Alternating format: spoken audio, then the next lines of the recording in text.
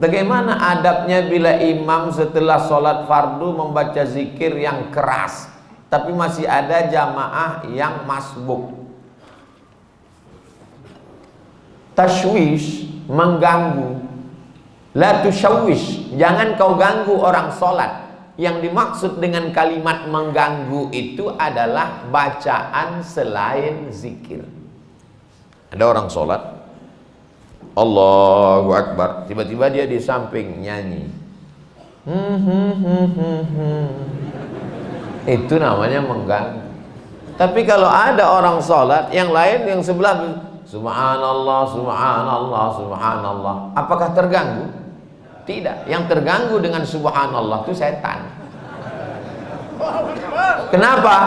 Karena bacaan zikir dengan sholat isinya sama. Aqimis sholata li zikri, dirikanlah sholat untuk zikir mengingat aku.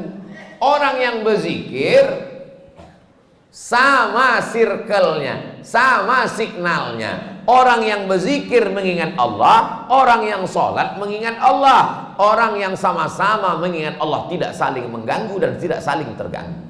Jadi kalau ada orang sholat, orang sebelah itu berzikir, tapi zikirnya mengganggu, dua kemungkinan. Yang sholat itu setan atau yang berzikir itu setan.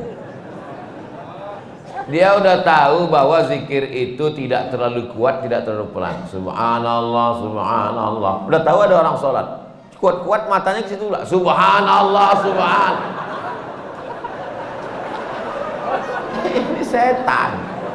Ini setan yang sedang berzikir. Pak Ustadz, zikir setelah selesai sholat itu kan zikirnya sir. Itu menurut mazhab Syafi'i. Zikirnya jahar, mazhab muridnya Imam Syafi'i, namanya Hambali, Imam Ahmad bin Hambal. Menurut mazhab Syafi'i, berzikir itu jahar sementara makmumnya tahu. Kalau makmumnya sudah tahu, zikirnya sir. Maka di sebagian masjid zikirnya sir. Pas imam ditanya, Pak Imam zikirnya kok enggak jahar? Makmumnya udah tahu. Ustaz Somad kalau jadi imam bacanya, saya kalau jadi imam zikir saya jahar. Kenapa Ustaz nggak baca sir? Karena makmum saya ada 3 orang nggak tahu. Yang pertama anak kecil, dia nggak tahu. Yang kedua mu'alaf baru masuk Islam. Yang ketiga orang tua udah tahu cuman lupa. Maka mereka dikasih tahu. Anak-anak ini pulang ke rumah, nanti ditanya sama emaknya, nah zikir di masjid tadi apa? Tapi kalau saya zikir kuat, dia tahu subhanallah, subhanallah, tapi tidak terlalu kuat. Nggak mungkin juga orang di masjid zikir sampai subhanallah, subhanallah.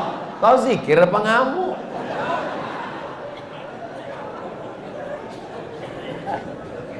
Jadi yang paling bagus adalah khairul umuri awsatuha, sebaik-baik perkara pertengahan. La tajhar bi sholatika, jangan suaramu terlalu melambung. Wala tukhafit biha, jangan pula terlalu tersembunyi. Wabtaghi baina dzalika sabila, carilah jalan tengah. Subhanallah, subhanallah, subhanallah. Ustaz Somad ngomong katanya bersuara jangan terlalu melambung tinggi. Ustaz sendiri kalau ngomong tinggi, saya biasa aja, sound systemnya bagus. Ini masjid bagus.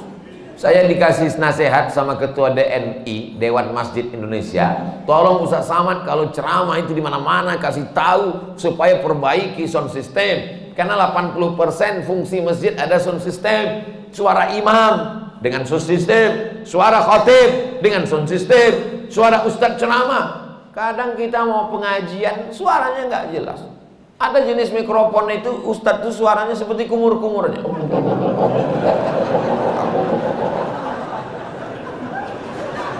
Tapi di masjid Darul Hamid, Baitul Hamid, bait rumah, Hamid rumah orang yang memuji Allah, rumah yang terpuji. Masya Allah, tenang, sound systemnya mantap, cuman agak panas saja dikit.